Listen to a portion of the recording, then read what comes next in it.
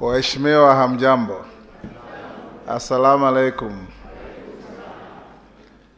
The Honorable Justice Daniel Musinga, representing the Chief Justice, honorable members of our National Assembly, Dr. Elisha Sebedi Ongoya, advocate, our clerk, Mama Sarah Kyoko, Deputy Clerk Jeremiah Ndombi, directors of different departments, invited guests, ladies and gentlemen. Today is an important day for all of us because we come together after grueling campaigns, and I stand here to say congratulations to each and every one of us for getting the confidence of our constituents and being given the rare privilege to serve the people of Kenya. Equally, I thank each one of you who participated in the election of the Speaker and the Deputy Speaker for the manner in which you voted and the outcome that we have, with you as truly here as your Speaker of the 13th Parliament. I will, with my immense experience, serve you diligently, serve you fairly, have a personal touch with each one of you, and ensure that the Houses of Parliament, the Parliamentary Service Commission, makes it easy and possible for each one of you to serve your electorate and to serve our great republic. We are in a new constitutional dispensation, a constitution that we gave to ourselves in 2010. This constitution brought in place a new order, unbundling secrets that were hidden from the public. And today you will see, for new members, that the secret briefcase that the Minister of Finance always carried to Parliament for budget will no longer be carrying secrets, because you will be the budgeting process drivers. We have, in the new constitution, also made it possible for you as members of Parliament to perform your functions better and to serve the people who elected us better. In our country, we also are aware of the challenges of the gender rule that has had a protracted contest in and outside courts, in and outside Parliament. There's a commitment from our President and all of us in positions of leadership to ensure that our women folk get their space in the leadership of this country. Honorable members, we have three arms of government, and we being one, that is the centerpiece of government. You appropriate for every other arm of government, you audit all other arms of government. I call upon us as members of the 13th Parliament to engage in a positive manner, to add value to the growth of our country, regardless of our political divide, because we have only one country called Kenya. As members of Parliament, you are going to be called upon to execute duties. You are going to be called upon to meet other arms of government, including the judiciary, including the executive. I want us to narrow the gap so that those who are in independent institutions realize that their independence is not to stand aloof, but to work with everybody else, so that we can be able to move our country forward. Your theme here, setting the stage for smooth takeoff, is very important because we have new members, we have veterans like the distinguished Adan Duale. We have Adan Kainan here, those who have been there for a very long time. I want to encourage new members, like my deputy has said, please take the earliest opportunity to learn.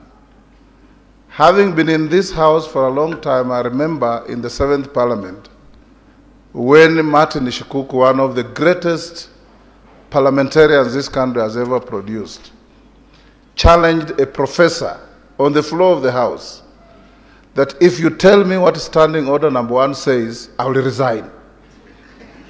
And the poor professor didn't know what Standing Order number 1 said. So he just fidgeted and walked out in anger. So I encourage you, honorable members, please acquaint yourselves with the Constitution of the Republic of Kenya, that you have taken an oath to protect, to preserve, to defend. Acquaint yourselves with the standing orders so that anything we do on the floor of the House in committees is guided by law. Acquaint ourselves with the privileges laws that govern your privileges and limits your privileges as well, so that we don't go overboard in doing our things. In the House of Parliament, we also expect rules of relevance. I remember in the 7th Parliament again, when we had Francis Ole Kaparo as our speaker, a member shoots up and says, point of order, interrupts the member who is on the floor probably contributing to a bill, and stands up and instead of telling the House what is out of order, starts attacking his chief or his DO on a matter that happened at home during the weekend. And the Speaker will always ask, what is out of order? So the most abused phrase in the House is always point of order. Everybody shouts point of order but stands up and doesn't say what is out of order. We will encourage you, honorable members, that when you shout point of order, which is your right all the time, and the standing orders say when a member calls out order, he or she must be listened to. So when you say point of order, I will encourage you to stand up and say, the Honorable Kimani Ichung'wah has breached this standing order, so I seek a remedy from the chair.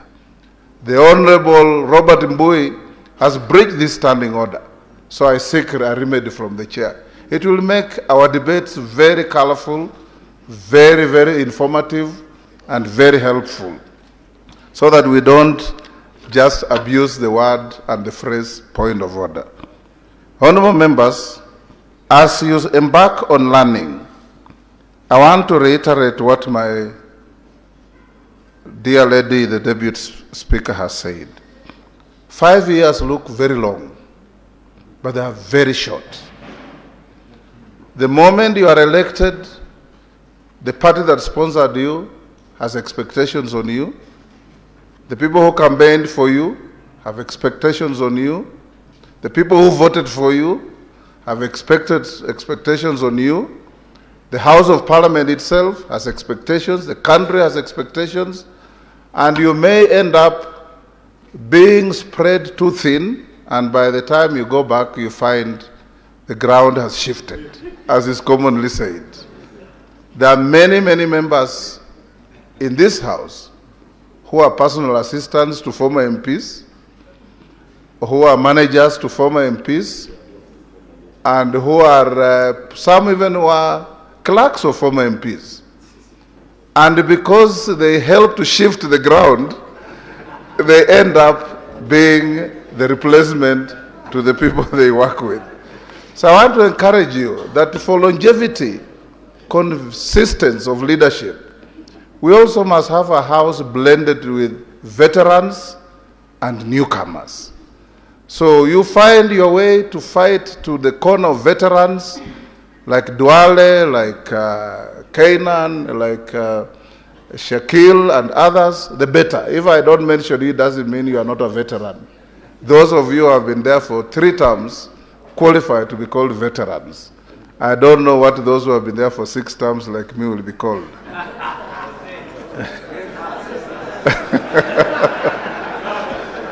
Honorable members, As you embark on your work, I want to encourage you also not to forget the people who make you what you are. You are all family members. Please don't come to Nairobi and forget your families, because it's your families that help us build great institutions in this country.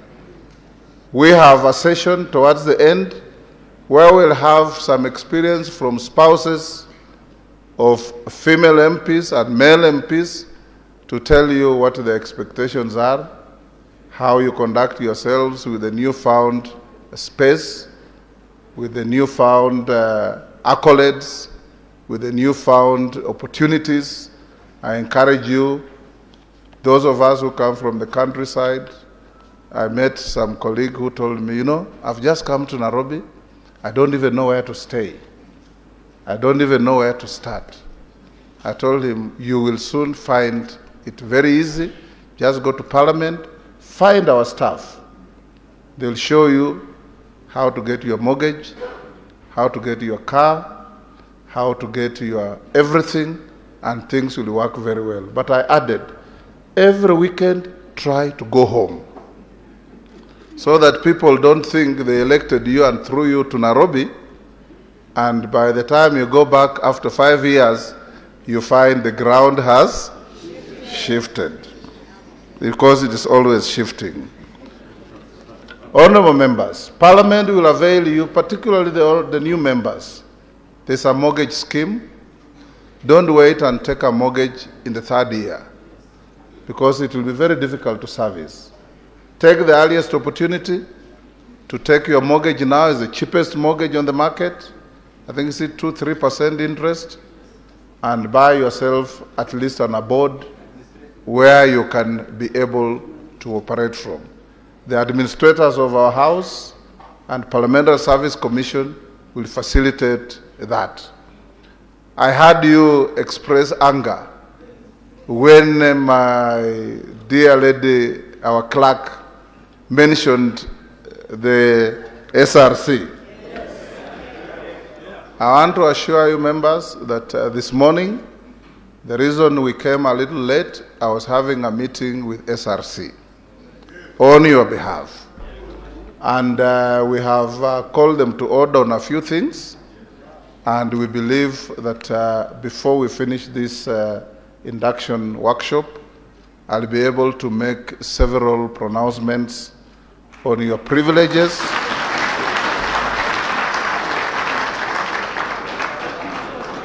and your other desired facilities for you to do your work.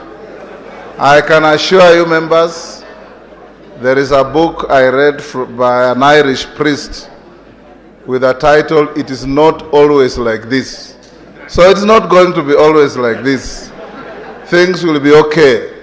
We live incrementally. We don't live by reduction. Nobody in their right frame of mind will interfere with your car allowances, with your mileage reimbursements, and with your mortgage and everything else that you have been having, because that is your entitlement. And as your speaker, I'll ensure that we engage positively, and we have advised SRC that they are not frustrators but facilitators of members of Parliament to do their work well. So Sarah Kioka, our clerk, just suffered what in law we call transferred malice. You aimed your malice at her when it's supposed to go elsewhere. But all is well, members. We can assure you that nothing will change, and if anything changes, it will not be substantial. We want to make sure that members, like the veterans, will not feel the pinch because somebody is shifting goalposts against you. So SRC will be engaged fully. I've invited the chair. She will be here, but she will come after I have made the communications I have told you.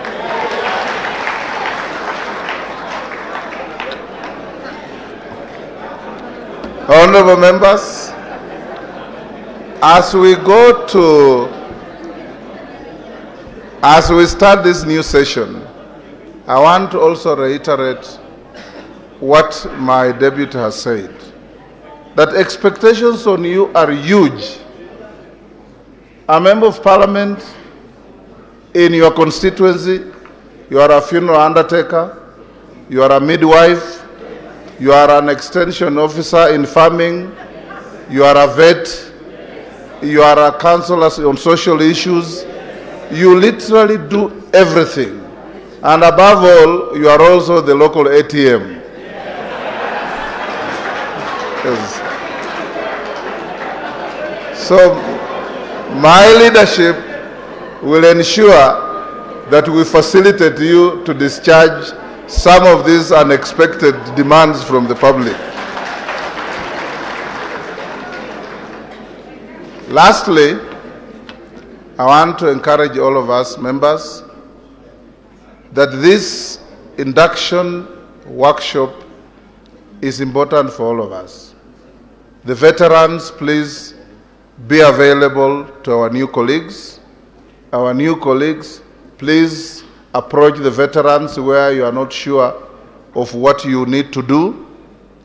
Our parliamentary staff are all here ready to work with all of us. You will require some of you to sponsor bills in the House. We have some of the best draftsmen and women in the House. You don't have to go and hire any professor at the university to draft a bill for you. We have staff that will draft the bills for you for free. You will not pay them, they are paid by Parliamentary Service Commission.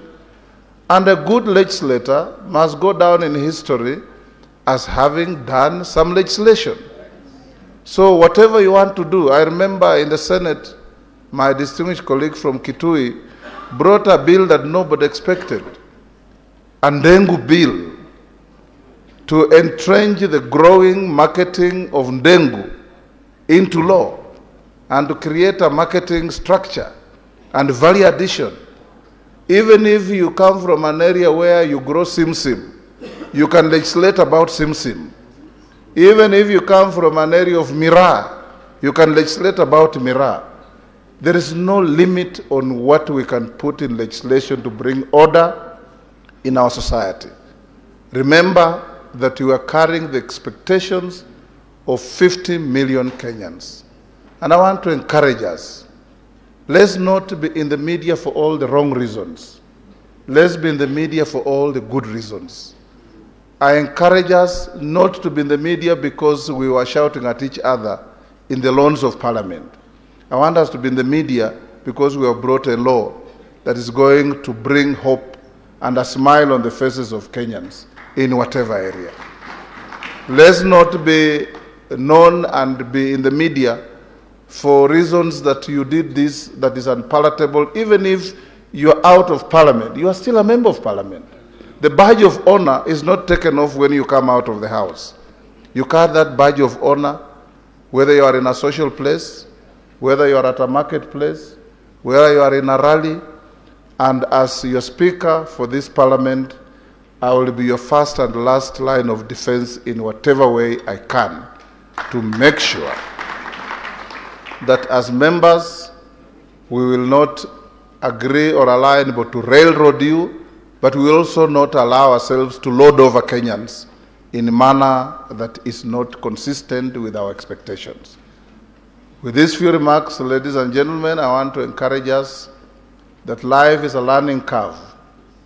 Everybody has something to learn, and a good idea will always give way to a better idea. And the best idea will always replace a better idea. And that is part of life. Those who know, don't be arrogant to those who don't know. You know, Mwalimu Nyerere was once asked, what is the difference between mubumbavu na mujinga? And he said, you know, mujinga ni yule hajui. Akijua basi, shida imekwisha. Mubumbavu, hata ukimwambia nini, anabaki tu mupumbavu. So, kutojua ni ujinga ambao si ugonjwa. The moment you know, ujinga inakwisha. Lakini mpumbavu hata ukimwambia nini, unamaliza nasema, what were you saying? You know, there is a joke of a person who rushes to a doctor and says, doctor, I have a very serious problem.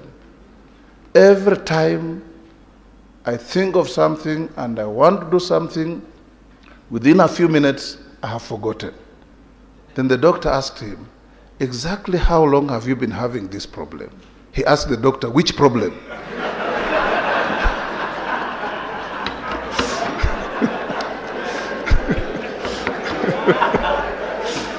So with those few remarks, honorable members,